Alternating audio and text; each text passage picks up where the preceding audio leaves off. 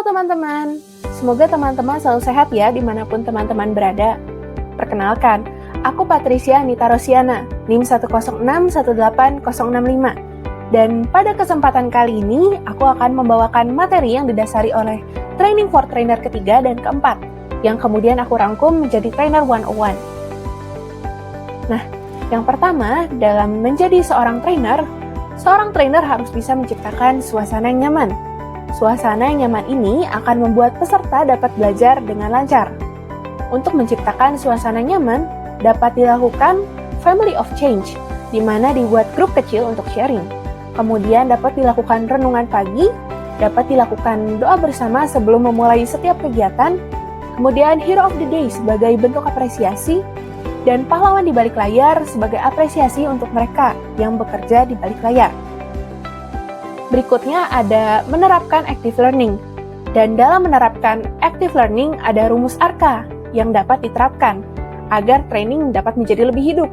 Dibagi menjadi aktivitas, refleksi, konsep, dan aplikasi. Nah, lalu ada nih perbedaan antara teacher dan trainer, di mana kita dituntut untuk menjadi seorang trainer dan bukan menjadi seorang teacher. Teacher pada umumnya menggunakan metode pengajaran yang cenderung satu arah.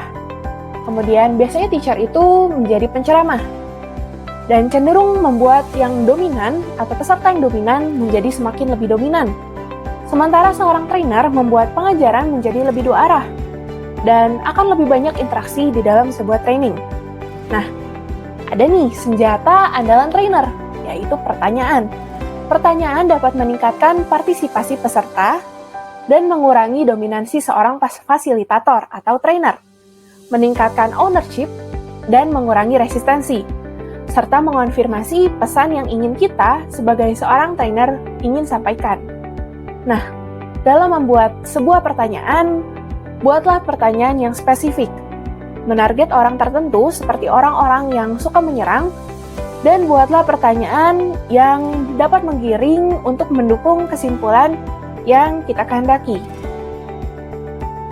Lalu ada mengelola dinamika kelompok, di mana kelompok-kelompok itu ada kelompok individual, berpasangan, grup kecil, grup sedang, dan grup besar, serta kelas, yang memiliki fungsinya masing-masing dalam sebuah training. Individual cocok untuk tugas pribadi, berpasangan cocok untuk permainan duel dan active listening. Grup kecil yang berisikan 3-4 orang cocok untuk sharing. Grup sedang yang berisikan 5-10 orang cocok untuk tugas kelompok yang bersifat berat. Grup besar dan kelas yang dibagi 2 sangat cocok untuk duel. Dan yang terakhir, untuk membuat sesi training menjadi lebih menarik dan lebih menyenangkan, dapat dilakukan hal-hal yang berikut. Yang pertama adalah memerhatikan media yang digunakan seorang trainer. Beda media tentu berbeda pula cara pakainya. Media yang sinkronus tentu saja berbeda dengan cara memakai media asinkronus. Yang kedua, konten harus disesuaikan dengan metode trainingnya. Tentu saja, konten untuk training secara online akan berbeda dengan konten untuk training secara offline. Dan yang terakhir adalah game. Penggunaan game atau permainan dapat meningkatkan pembelajaran peserta dengan cara yang lebih menyenangkan. Elemen utama dari sebuah game ada 8, yakni challenge, yang berperan sebagai tantangan untuk mencapai tujuan pembelajaran, level, untuk memetakan ke jalur pembelajaran. Kemudian ada instant feedback, untuk membantu peserta memahami materi. Kemudian ada score, untuk memberikan prestasi dan kepuasan.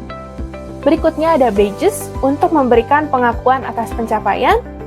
Kemudian pencapaian secara signifikan, kemudian ada leaderboards yang dapat digunakan sebagai analitik agar peserta fokus terhadap tujuan akhir. Kemudian competition yang dapat memacu peserta agar lebih fokus ke tujuan akhir. Dan collaboration untuk mendorong terbentuknya tim dan memanfaatkan rekan dan pakar untuk mencapai tujuan. Selain itu, selain ke-8 elemen tadi, game juga harus mengandung 5R. 5R itu apa? 5R adalah rule, result, relation, dan resource.